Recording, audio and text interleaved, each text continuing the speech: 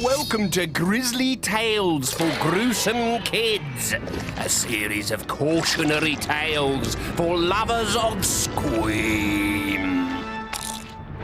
This bit of string is there to remind me to tell you about something, but I can't remember what. Spindleshanks, you've forgotten your clothes. Got it! It's to remind me to tell you that this tale is about a forgetful dreamer called Head in the Clouds. I can take it off now. Oh yeah, it was reminding me to stick my finger back on.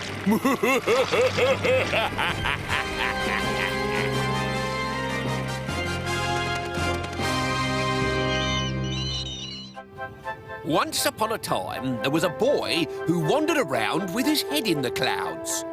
His parents called him Butterfly Brain, but we shall call him Brian. Brian was an accident-prone dreamer who could lose anything. Oh, where did they go? At breakfast one day, his mother said, "Brian, who had the last bath last night?" Remind me, a bath's that thing with glass in, isn't it? Yeah. No, that's a window. Do you remember the flood in the hall then? I remember wet feet. I wish you'd concentrate, Brian. One day you'll lose your head and not notice. You left the taps on, explained his father. Does any of this ring a bell? How many layers of biscuit does it take to make an ice cream wafer? Why? Because if a magic carpet was made out of wafer, how many times would it go round the world before it disintegrated? Time for school. Does that mean me? Of course it does. Ready? Cried Brian. But he didn't have his trousers on. Later, on his way home from school, his head full of Formula One snail racing, Brian turned right instead of left. And when he stopped, he was lost. Two red kites wheeled against the sky. Brian closed his eyes and imagined that he was flying too. The clouds brushed past his face like puffballs as he slid down the hill, when suddenly a freak gust of wind stopped Brian dead and flipped him backwards up the slope. He tried to stand up, but a crosswind struck him with a left jab. With a sharp crack, Brian's head snapped off and was blown across the valley towards the wood. Poor Brian! He could feel his feet on the ground and knew where his body was, but his eyes and ears were swirling through clouds. He could see his own headless body standing on the hilltop. And then it was gone. Brian had lost his head. His mother had said he would. If he'd gone straight home after school, none of this would have happened. "Over here!" shouted Brian's mouth. But Brian's body didn't have ears to hear. It was stumbling down the hill swinging a big stick. Brian's eyes saw what was going to happen. "Look out!" yelled Brian's mouth as Brian's nose caught a full-blooded whack on the tip. Fortunately, Brian's body felt the pain and was able to bend down and pick up its own head. "Now," said Brian's mouth to Brian's arms, "pop the head back on and we can all go home." But Brian's head wouldn't stick to Brian's neck. "We need help," said Brian's mouth. So Brian's body walked into town and Brian's eyes spied a place called the Body Shop.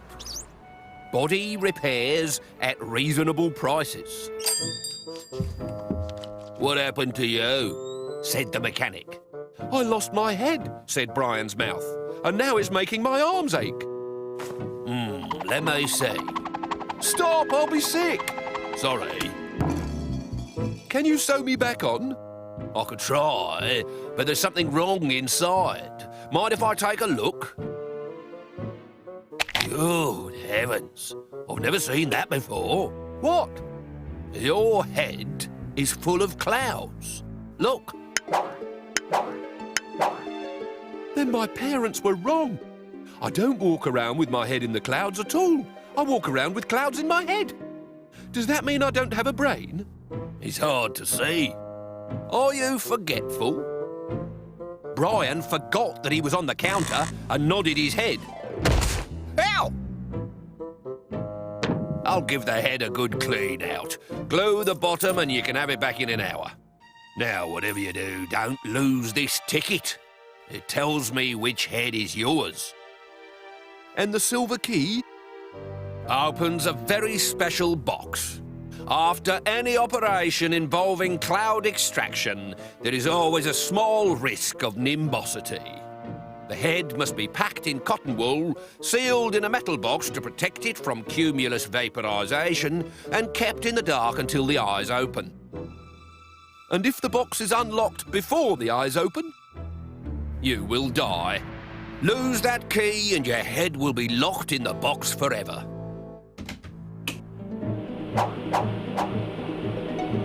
Wait outside. Your body can find its way without a head.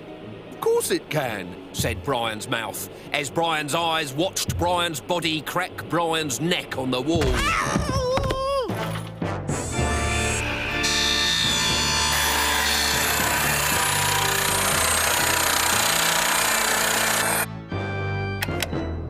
The operation was a success. The clouds were blown away and a tiny brain was discovered underneath. The mechanic asked for Brian's ticket. What ticket? Replied Brian's muffled voice. His head was packed in cotton wool inside the box. The ticket that tells me the head inside this box is yours. Don't you recognise me? I'm the boy with no head. I was in here a few minutes ago. How am I supposed to recognise you without a head? But you've got it. Open the box. Look at my mouth. That's me talking. I told you nobody can open the box until the eyes are open. From inside the box came the sound of gentle sobbing. Oh, all right, said the mechanic. Just this once. You can take it home.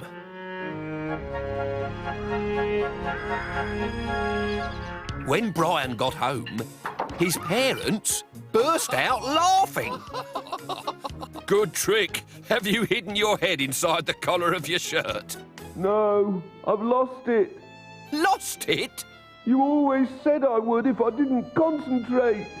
That was a joke, Brian. Where is it really? In this box.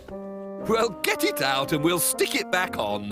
But I can't. The mechanic said I have to wait until...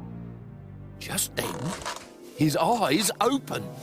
His eyelashes rose on a cotton wool world. Up close, the cotton wool looked just like clouds. Why don't you open the box? Said his mother. I can't, said Brian. I've lost the key. Which meant that silly old head in the clouds had his head in the clouds forever.